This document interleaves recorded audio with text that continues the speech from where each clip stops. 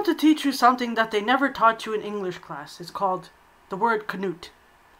Now, the English language is a very interesting language, and I explained before that, for example, during the printing press, when people looked at the Y, they thought, that's a Y. They said, hear ye. No, it was actually a mispronunciation. It was the consonant T and H. In the English language, and particularly Old English, they have something called it's called a furrock. What is a furrock? It's an Old English consonant for T and H.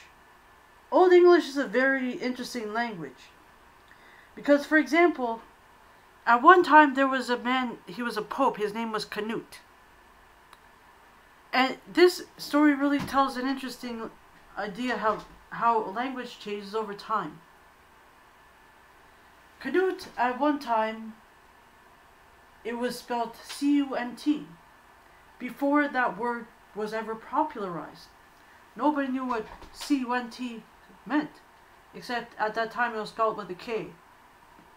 Over time, people realized if we're calling this pope C-U-N-T, that's a little bit inappropriate to be calling a pope. So over time, they decided to change the pronunciation of the word.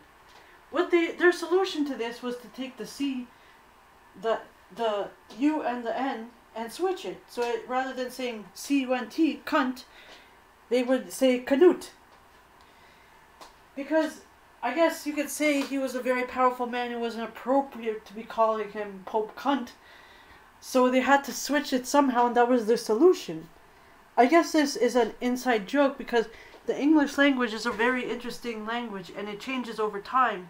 And something that might seem harmless maybe in the 1800s, before cunt was popularized, became inappropriate over time. So next time you see someone with the name Knut, just have a good laugh. My friend told me my boss is named Knut. I said, what a perfect name for a boss, Knut.